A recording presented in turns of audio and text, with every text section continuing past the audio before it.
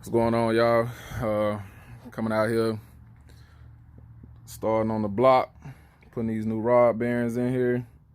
I was gonna tear it all the way down, but this motor's been gone through before because the bearings were stamped with a date of 2014. This motor is from 96 through 98, so I know it's been gone through because as you can see on, let me give you an example right here. This is the bearing that came out. Focus. See, it says 214 standard size. So that's February 2014 when these was done. Which the bearings, they look fine. They weren't chewed up or anything, but from what I was told, it developed a slight knock. It could have just been the oil pump. I don't know. We're gonna replace that too. But the number 3, I don't know if y'all heard that, but number 3, it got a little play in it right here. You can hear that? So I'm gonna just go ahead and replace all the rods. I'm not gonna worry about the mains. Leave those alone because the crank and everything look fine. I just replaced this one, torqued it down 45 foot-pounds. I'm gonna move on to the next one.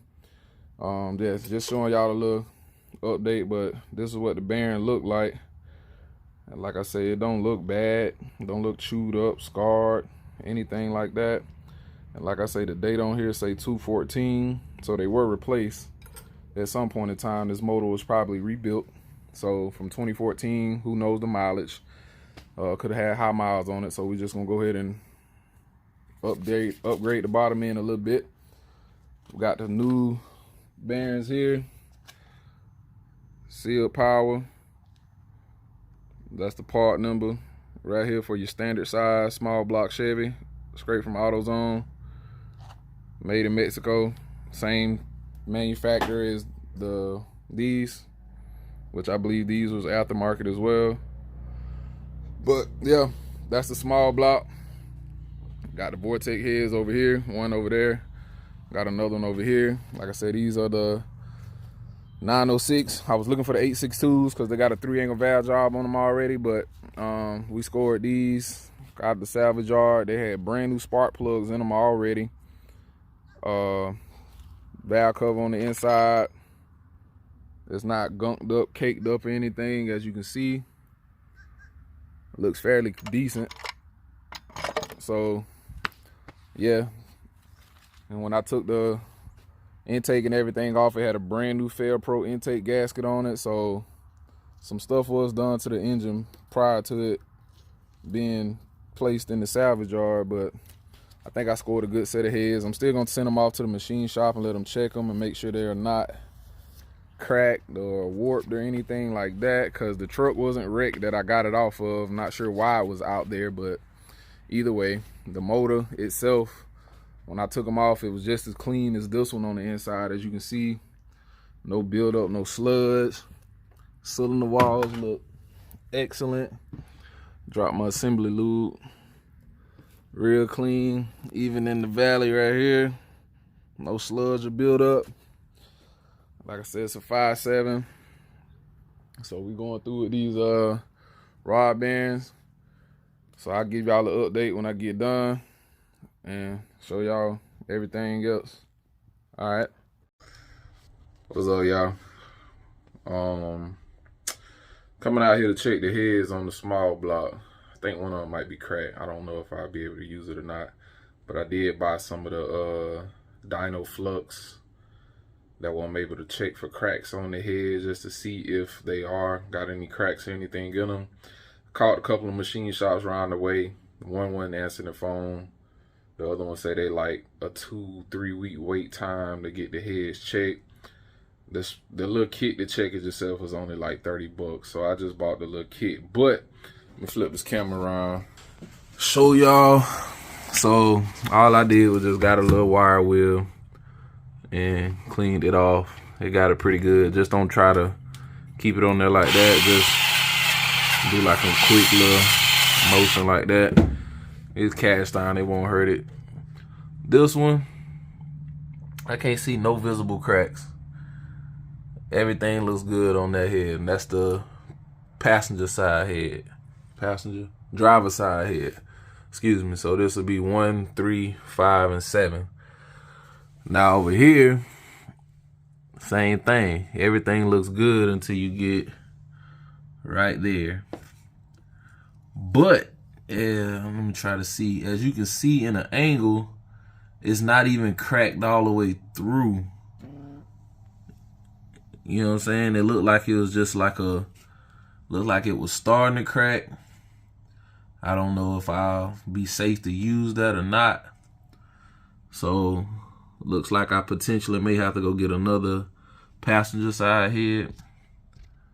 Cause these are under warranty from the salvage yard. You know, I got the extra year warranty just because I know they were used and I could potentially run into this issue. So yeah, as y'all can see, there's a crack there, but like I said, it doesn't go all the way up. It's like a slit in the bottom, but I'd rather catch it now before putting everything together and find out it's an issue later. So we're gonna do the safe thing and just get another head. I'm a dyno flux both of them. I'm gonna take the valves out, dyno flux both of them, just to make sure I don't see any other visible cracks on either head, and then I'll be able to move forward with putting the engine together, the top end anyway. Because the next thing I still got to do is order the cam, the Extreme Energy 268 comp cam, and the lifters, and order the Beehive springs. I'm gonna put LS6 springs on it, and yeah, that's pretty much gonna be that. And order the intake for the carb intake for the Vortex heads, slap that on, and be good to go. And small little stuff I gotta get, like distributor, front accessories, so on and so forth. But just wanted to show y'all that, man, and give a little quick update with the head. So looks like we're gonna potentially be looking for some more heads. So y'all just stay tuned. I'm gonna check my local marketplace. I may run across a set that's already been work machined and everything for a couple of $100.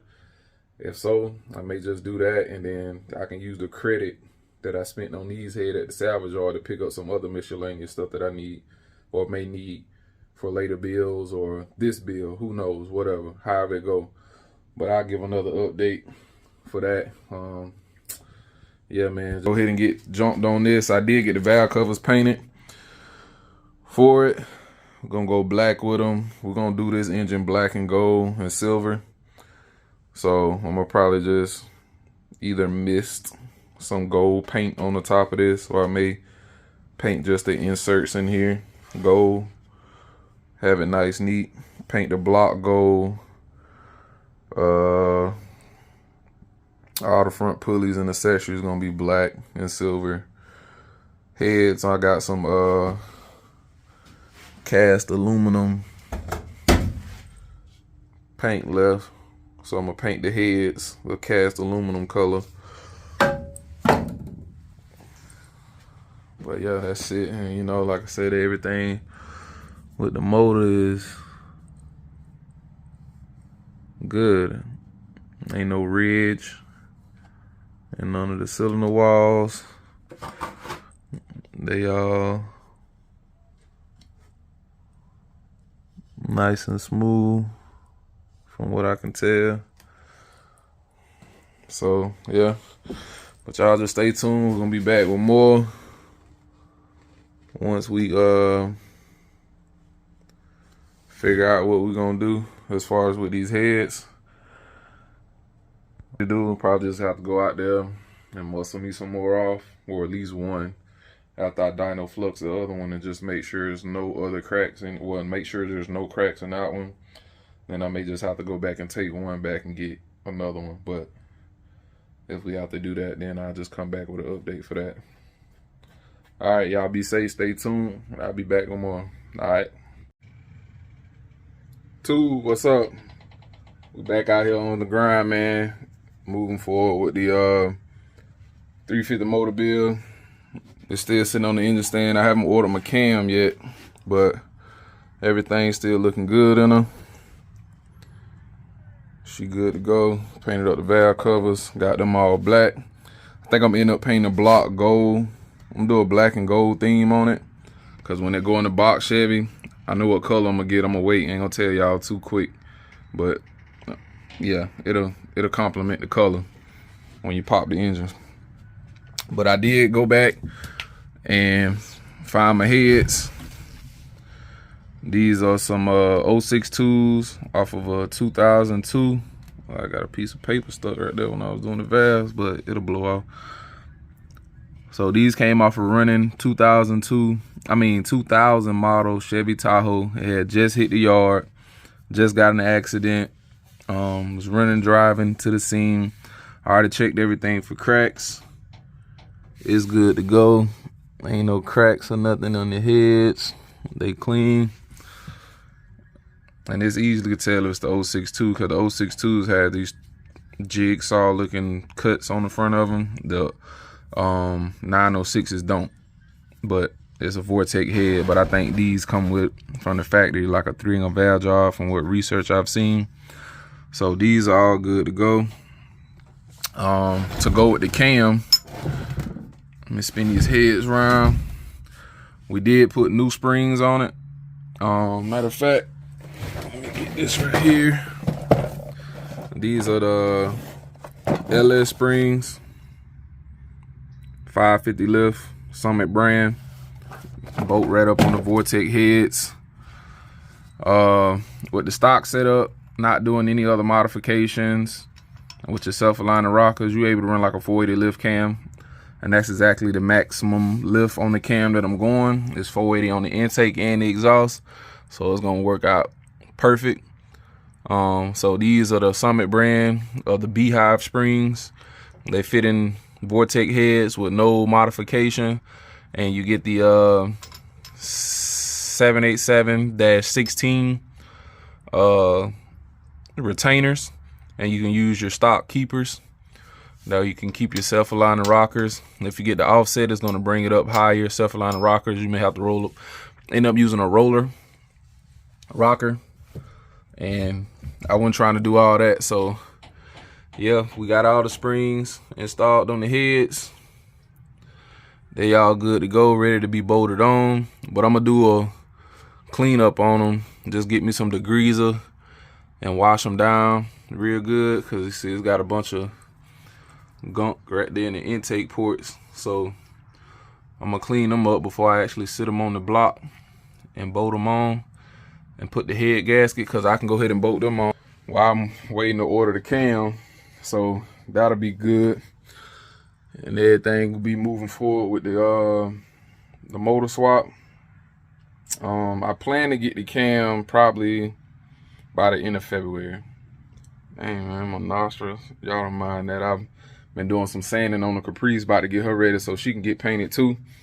But yeah, man, just coming back with an update showing that we did go back and get the heads. We got our LS springs on them. Just gonna need to order the cam, the roller cam. I got lifters down there soaking in some oil. They've been in there for like 2 or 3 weeks now, so it was nothing wrong with the lifters that was in there. I checked them all. They fine. A brand new set. It's gonna cost me like $300. Like I said, I'm not really trying to put all that much money into it. And I can see the cam. Let me see. I can get y'all a little shot. Let's see how y'all can see the cam, the lobes. They fine. And I checked each one of the lifters. Absolutely nothing going on with them. They all good. So when we order the cam, we'll be able to get all this together. I gotta chase the threads, get all them cleaned up. I'm gonna cut this and use it as a thread chaser to clean out the holes before I bolt the heads on. Cause with these, you ain't got to replace the head bolts on these like you do with LS motors. You can reuse them. So we're gonna torque those back down once we get the heads. I already cleaned the gasket surface. We just gonna brake clean everything and keep it moving forward with it.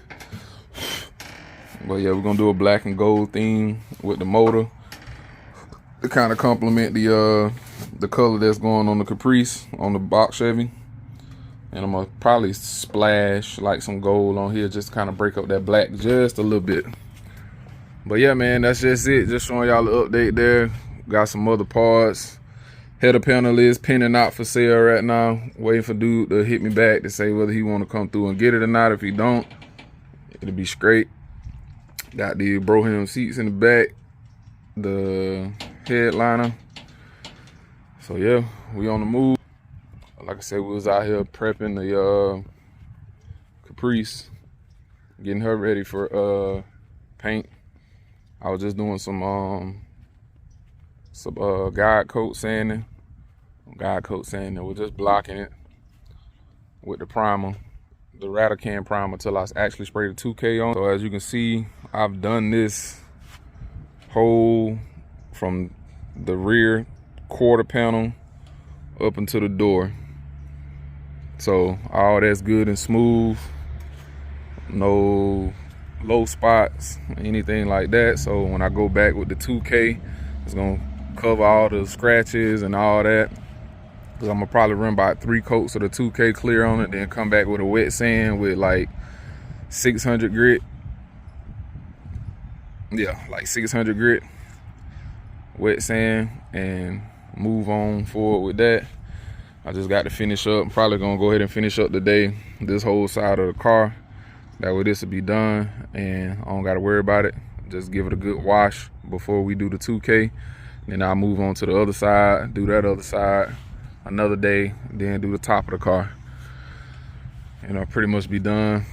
And then make sure I do the bumpers. But yeah, man, that's just a little update on the Caprice 2 as well. So we moving forward. As you can see, I just sprayed some of the black spray paint on it. Just used as a guide coat. I did have a ding down there in that door. Well, not even a ding, actual dent. But as you can see, got it out.